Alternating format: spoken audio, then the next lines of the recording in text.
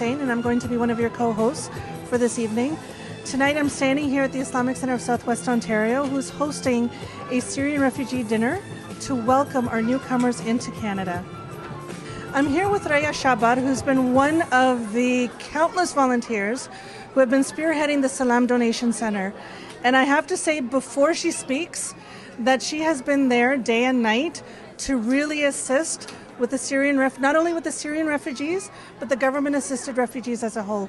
Raya, welcome to the show. Thank you. First off, thank you very much. Oh, thank you, guys. Tell me, how is the Salam Donation Center? It's incredible. It's an overwhelming feeling of joy and generosity. Everyone, Londoners and abroad, have come together to make it happen. People just want to come in and help in any way, whether it's physically, monetary, donating items, donating their time. They're there. They want to help. They're excited. They're eager. And without the volunteers and without everyone as a whole, the Salam Donation Center could not, take off like it has, and it could not be, an ongoing process and a success as it's been. Alhamdulillah. Okay, Raya, a quick question. How did you come up with the name Salam Donation Center? Actually, it's funny. We were trying to, brainstorming a bunch of names, and we thought of some, and then we thought, well, the whole purpose of this is salam means peace. In Arabic, it's peace, and we thought, what better way to explain to people in a simple way what this is all about. And it's all about peace. It's all about unity. It's all about working together, and it's just a simple, clear-cut name that I think explains it all. Tell me, you've been there so many times, day in and day out. Okay, and you've also been on call with regards to pickup times and so forth. Can you share with us one profound incident that made you think that, you know what, regardless of everything that's been happening, this is worth it?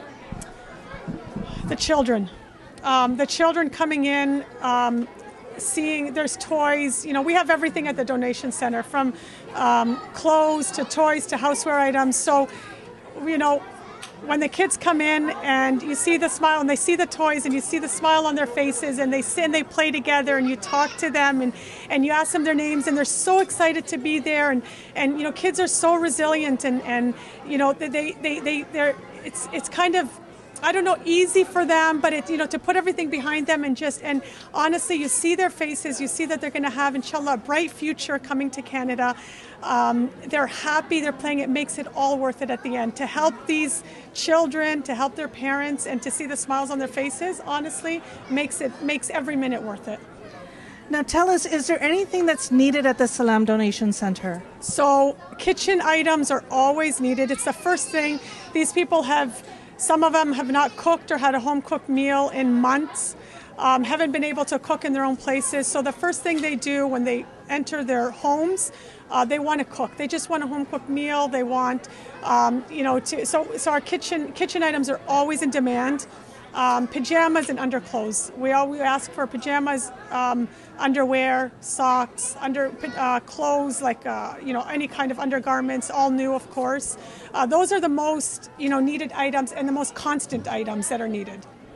Raya, honestly, on behalf of the community, we honestly don't know how to thank you for this selfless act and your unconditional devotion towards the center. You've made things so much easier for us as an organization, but also in terms of the community. I think you're one of the pillars, you're one of the beacons that needs to be noticed. Thank you so much for this. Thank you. And I'd just like to say, honestly, I speak for everyone. It's not one person. It's not a small group of people. It is a community effort. Everyone is thanked. Everyone is, everyone, you can't mention everyone's name, but everybody that's volunteered, whether it's once or several times, is all a part of this, and they've made it come together. So we thank everybody, for coming as a whole together and making this happen. So thank you so much, Raya. Thank you. Thank you.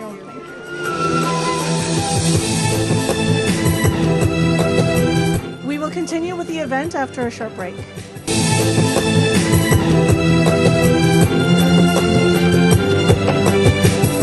Okay, we continue in the Muslim View, and once again, it's a pleasure being with you today, especially here we are at the Islamic Center of Southwest Ontario, and with us we have now Abid Al-Fatah. He is the Imam of the Oxford Mosque. Welcome to our show. Thank you very much. Imam, tell us how you perceive this. Well, I think that it's really important that first impressions are everything, and we want to be able to show our newcomers that are coming from overseas how welcoming our city and our country is, to help them to become more integrated into Canadian society by being who they are and retaining their identity, whatever it may be, if they're Muslim or otherwise.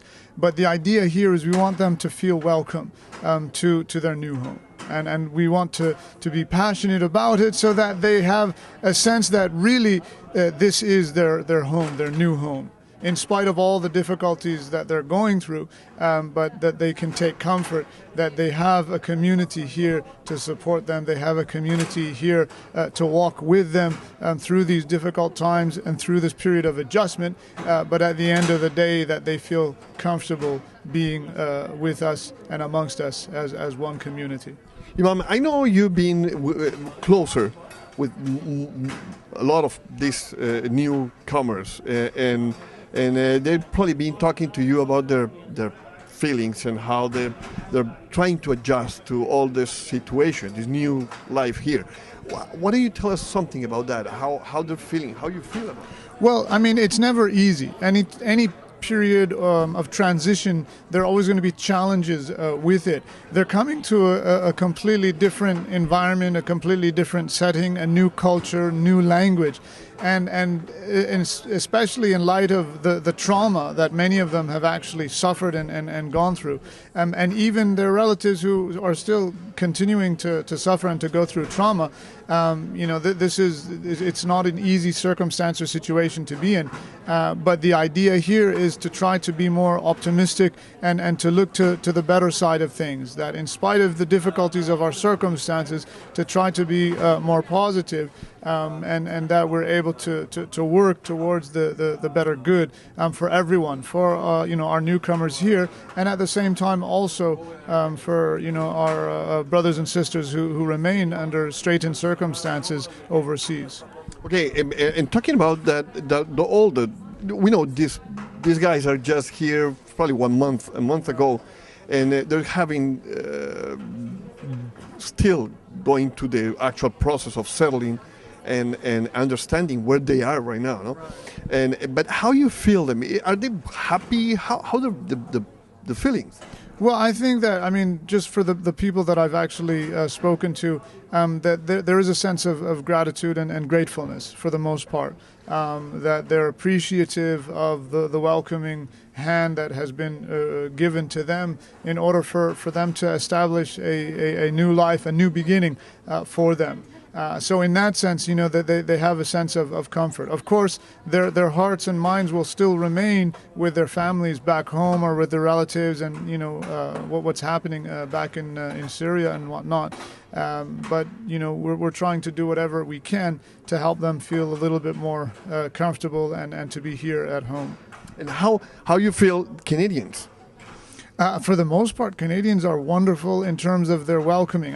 We have so many people that are putting in so much effort to help them, feel welcome, to help the newcomers in whatever way that they can. And they're volunteering everything that they can from their time and from their money and from all sorts of different aspects, and they're very passionate about it. And so, we thank all of the Canadian people. We're all Canadians, really, and we're all working together in this effort. Really, it's unprecedented. I haven't seen anything like this in Canada, and I was born and raised here, but I haven't seen anything to this level in terms of the unity and the passion of the working together for such a good cause and for the betterment of these people's circumstances. And that's something that really is what I find makes this country so wonderful and beautiful. So really hats off and a big thank you to all Canadians who have helped to allow our brothers and sisters, the newcomers, to get adjusted here in their new home.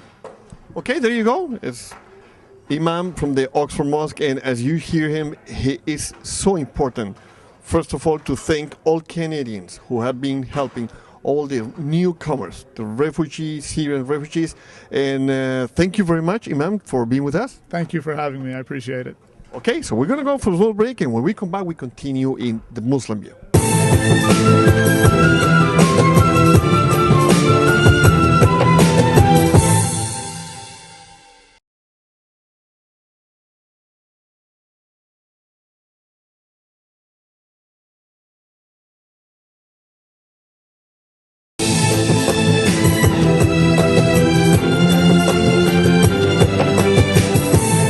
Okay, we continue in the Muslim view. It's a pleasure again having you with us. And with that, we have now Peter Frahiskatos. He's an MP for London North Centre. That's right. Welcome nice to our see show. you again. Thank you very much. Great to be here. Good to have you here. Peter, what is going on right now with the immigrants, with the newcomers that are bringing from the government? Well, I think tonight is an example of what's going on. We have refugees from Syria, newcomers, I think that's the proper term to use, who are settling in this country. I'm quite proud of that policy. It's a policy that's based on compassion. It's a policy that's based on responsibility. We've opened our hearts here as Canadians and accepted refugees from Syria fleeing war, fleeing terror, and they're looking for a new life. At the same time, we've gone through the responsible security checks that are necessary. I think it's a great policy, and I'm very excited to be a member of a governing party that's enacted it.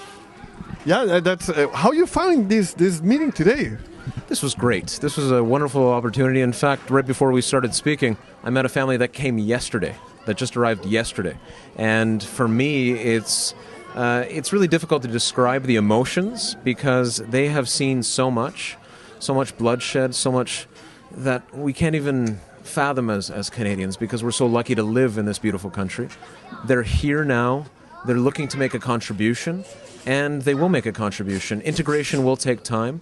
It will take time. There's no question about it, but that will be a success as well. We've seen in other cases, the Vietnamese boat people, for example, they or their children who came in the late 1970s fleeing war in Vietnam, settled here, made a great contribution. They became teachers, lawyers, doctors, engineers, artists. I see no reason why the Syrian refugees, the Syrian newcomers, will not be able to make the same kind of contribution. I completely agree with you. Well, now, what is going to happen? You were telling me behind cameras that the government's almost getting to the point of the number of refugees that were coming? That's right. We've talked about 25,000 refugees as the target, and that's what we're seeing. We're going to reach those targets.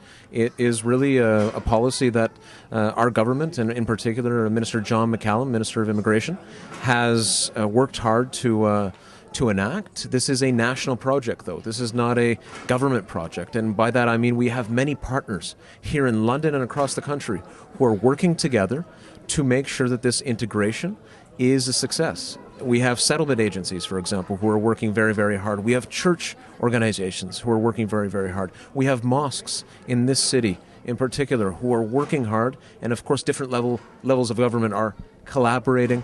And we're working together because this is the right thing to do. This is what we need to do in this country. We have to be compassionate, we have to be responsible, and we have to work together. Peter, thank you very much. It's been a pleasure having you with us. My pleasure.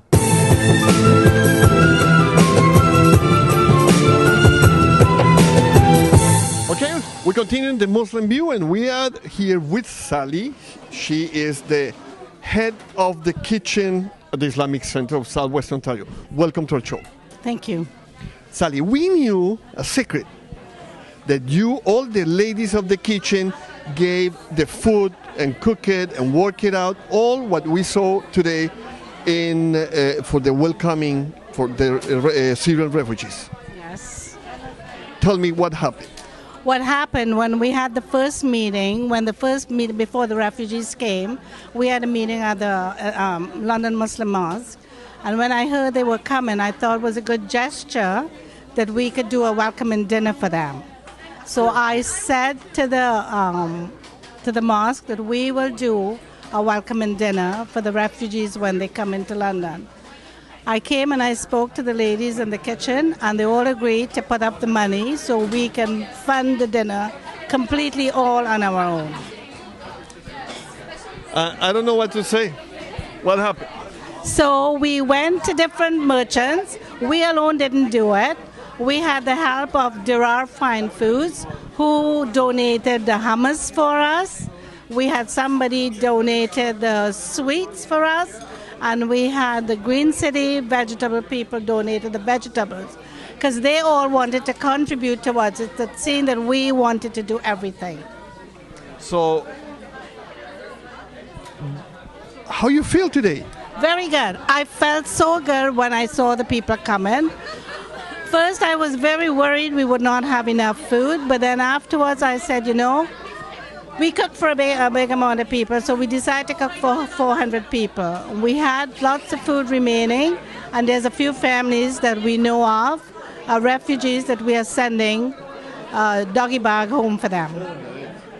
Okay, and so you feed all those people today just to welcoming them. Just to welcome them and make them feel comfortable and feel at home. Why? Because we want them to feel at ease. We want them to make them comfortable and think that this is their home now. They have adopted this country, and I would like them to feel that this is part of their country. You are so sweet. Thank you. And I personally have to thank her. She's always taking care of everybody here at the Islamic Center. And I don't know, somebody told you this before or not? What? That you are the soul of this center? Well, I don't pay attention. No? No, I hear it, and I don't pay attention. But is the truth? Well, they just say it. I don't know. I don't know if it's true. I don't know how people feel if I welcome them or if I'm a troublemaker. You're a troublemaker. Yes, Why? I've always been a troublemaker. Why? Why? Because I get involved in everything and I stir the pot. Okay. That's so nice. Nani, thank you very much. And thank you in the name of everybody who was here today. Thank you. You're welcome. You have a very, very big and nice heart. Thanks. Somebody said that to me, cold hands, warm hearts. I always have cold hands. Okay, that's good. Okay, thank you very much. We're going to go for a small break, and when we come back, we continue at the Islamic Center.